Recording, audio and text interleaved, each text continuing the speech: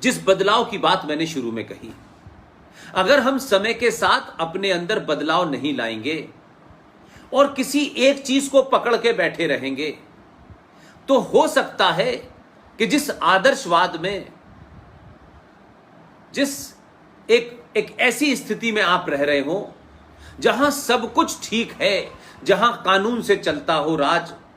जहां न्यायपालिका का काम न्याय देना हो, जहां पुलिस का काम अपराधी को दंडित करना हो,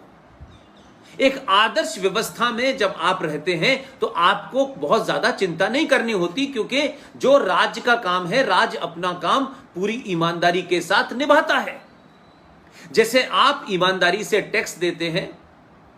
ईमानदारी से स्कूल की फीस देते हैं, तो आप जब अपना काम ईमानदारी से करते हैं, लेकिन राज्य की व्यवस्था में बाकी सारे लोग जो रह रहे हैं, जरूरी नहीं है कि वो आपकी तरह आदर्शवादी हो। उनके नफेरियस एजेंडे हैं, उनकी साजिशें हैं, उनके षड्यंत्र हैं, और उनके जो हिडन एजेंडे हैं आप उनको समझ नहीं पा रहे हैं, क्योंकि आप एक आइडियल स्थिति में रहते हैं। यह आइडियल स्थिति आइडियल समाज और आइडियल व्यवस्था के लिए है, लेकिन आप एक ऐसे देश में रह रहे हो जहां को न लोग संविधान को मानने को तैयार हो, जहां न लोग संसद को मानने को तैयार हो, न पुलिस पे भरोसा हो, न आर्मी पे भरोसा हो, न राज्य की सत्ता पे भरोसा हो। उन्हें कुल मिलाकर के भरोसा 1400 साल पहले अपनी एक किताब पे है, और वो कहते हैं इस किताब के अलावा हम नहीं मानते। तो उनसे आप ये उम्मीद करें कि वो राज्य के अंदर जो आदर्श स्थिति है उसको स्थापित करेंगे या उसको मानेंगे। लिहाजा आप 700-800-900 साल पहले इसलिए गुलाम हुए कि आप अपने उस आदर्श स्थिति में रहे। आपका दुश्मन आपके बीच में आया, उसने आपसे अच्छी अच्छी बातें की, और यकायक आपको पता चला कि ये आपको लूटने, आपको मारने, आपकी आस्थाओं को चोट पहुंचाने, इन तमाम चीजों के लिए आया था। इसे आपसे कुछ लेना देना नहीं था। और जब तक आप समझते तब तक बहुत लंबी देर हो गई, और उस देर के कारण आपको 800-900 साल लगे कि हम गुलाम क्यों हुए। हम पुर्तगालीज भी आए, हम डच भी आए, मुगल भी आए, लोधी भी आए, और फिर आखिर में अंग्रेज भी आए। तो हमने कभी उन बातों को बहुत ध्यान से समझने की कोशिश नहीं की, और यह समझा हमने एक परिवार है, परिवार में बेटी स्कूल जा रही है, बेटा स्कूल जा रहा है, पिता नौकरी करने जा रहा है, मां काम करती है, बस यही स्थिति है। लेकिन आपका घर सुरक्षित कैसे रहेगा? शहर में कुछ पागल कुत्ते भी हैं, शहर में कुछ जंगली जानवर भी हैं,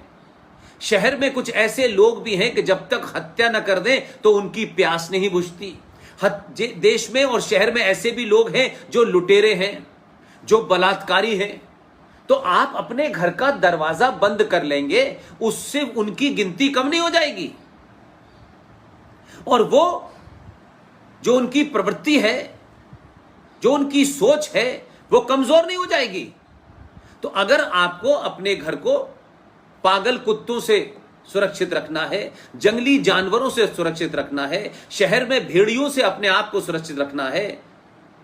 बलात्कारियों से रखना है, लुटेरों से रखना है, आतंकवादियों से रखना है, तो घर पे ताला लगाना ही सिर्फ पूरी बात नहीं होगी। आपको उस समाज में जिसमें आप रह रहे हैं, जिसमें आपका घर है, ताला लगाने से, दरवाजा बंद करने से, वो जो लोग हैं, जो एक गंदी विचारधारा जो 1400 साल पहले पूरी दुनिया में आई थी, वो कम नहीं हो जाएगी, वो बदल नहीं जाएगी। आज नहीं तो कल आपको सामना करना पड़ेगा। जैसे बिटिया शारदा ठाकुर ने अपने आप को तैयार किया, और बॉक्सिंग जैसा मशक्कत वाला, बहुत ज्यादा लेबर वाला, बहुत ज्यादा मेहनत वाला खेल, जब मन में सोचा होगा, इसको प्रैक्टिस करने की कोशिश की होगी, तो पहले जो मानसिक स्थिति है उसको मजबूत किया होगा और यह सोचा होगा कि इसे खेलते में चोट भी लगेगी, इसे सीखने में चोट भी आ सकती है, तकलीफ भी हो सकती है। और जब आपने अपने शरीर को और मन को ताकतवर बनाया, तो बॉक्सिंग लड़ी जरूर जाती है हाथों से, लेकिन अगर मानसिक रूप से आप ताकतवर नहीं हैं, मानसिक रूप से आप बहुत पावरफुल हैं, तो आपकी मानसिक शक्ति आपके शरीर को ताकत देती है। कुछ कमजोरियां भी आपके अंदर आपके जिस्म में होंगी, तब भी अगर मानसिक रूप से आप बहुत ताकतवर हैं, तो आप अपने दुश्मन को, अपने विरोधी को हरा देते हैं। तो खिलाड़ियों को यह समझना चाहिए कि यह जो खेल है आम जीवन में, जिसे हम कहते हैं कि यह सिविलाइज्ड सोसाइटी है, इस सिविलाइज्ड सोसाइटी के अंदर भी आपको अपने मन की और तन की शक्ति को मजबूत रखना पड़ता है। और अगर जब यह पता चल जाता है कि ये बेटी बॉक्सिंग जानती है, ये बेटी मार्शल आर्ट जानती है, और ये लड़का, तो फिर दुश्मन पास नहीं आता है, पास से निकल जाता है। आज की जो चुनौतियां हैं, जिसकी तरफ मैं बात करना चाहता हूं, वो ये है कि इस उम्र के बच्चों के साथ उनके भाई, बड़े भाई, उनकी बड़ी बहनें, माएं, भाभियां बैठें और सवाल करें, जवाब दें, और जो पिछले 70 सालों से जो आपको झूठ की घुट्टी पिलाई गई है, उससे बाहर निकलें। इसलिए दो चीजों को समझने की कोशिश करें। स्कूल में आप विद्या लेने जाते हैं, विद्या में और ज्ञान में फर्क होता है। ज्ञान मां से मिलता है, पिता से मिलता है, गुरु से मिलता है, और शिक्षा 2 + 2 = 4, यह शिक्षा आपको अध्यापक देता है।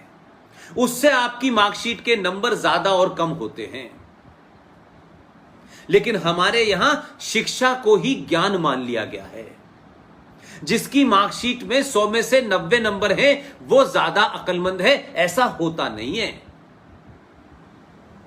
3 घंटे की परीक्षा के लिए कुछ रट लेना और रट करके उसे उस समय लिख देना कि वो 3 घंटे में याद आ जाए और आपके नंबर आ जाए, इससे आप काबिल नहीं होते। इसलिए जो सनातन की परंपरा थी, जिसमें गुरुकुल था, जिसमें गणित भी पढ़ाया जाता था, इतिहास भी पढ़ाया जाता था, लेकिन सारा जोर इस बात पे होता था कि ये गणितज्ञ बनेंगे, ये मैथमेटिशियन बनेंगे, ये फिजिशियन बनेंगे, ये डॉक्टर बनेंगे, ये तो एक पढ़ाई के कारण है, लेकिन ज्ञान से ये इंसान बनेंगे। ज्ञान नहीं होगा तो समाज चल नहीं पाएगा। इसलिए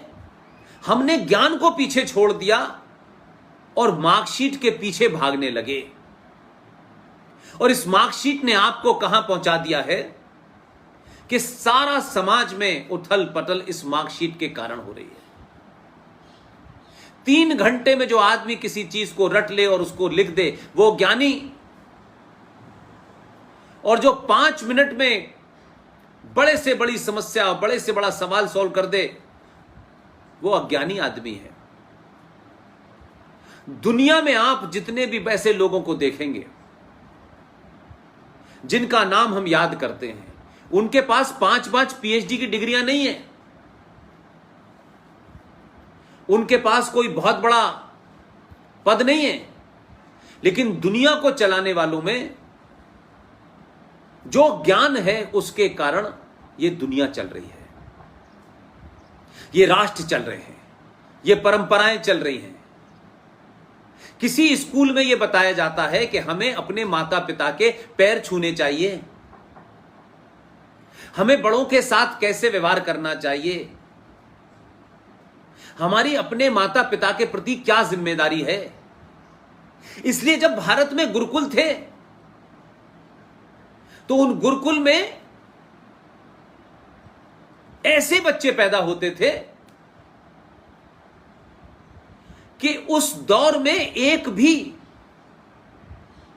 जब गुरुकुल शिक्षा की पद्धति थी तब देश में, इतने बड़े हिंदुस्तान में जिसमें कई अब राष्ट्र बन गए टूट करके, उन सबको भी मिला ले तो एक भी वृद्धा आश्रम नहीं था, एक भी एज ओल्ड होम नहीं था। लेकिन इस कागजी शिक्षा ने, इस मार्कशीट की शिक्षा ने,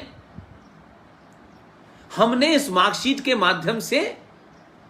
सरकार में या प्राइवेट जगह पे बड़ा पद पाया, बड़ी तनख्वाह पाई। लेकिन जैसे जैसे मनुष्य पैसे से, रुपए से, पद से बड़ा होता गया, वैसे वैसे वो अपने संस्कारों और सरोकारों से और उस ज्ञान से दूर हो गया जिस ज्ञान से दुनिया चलती है।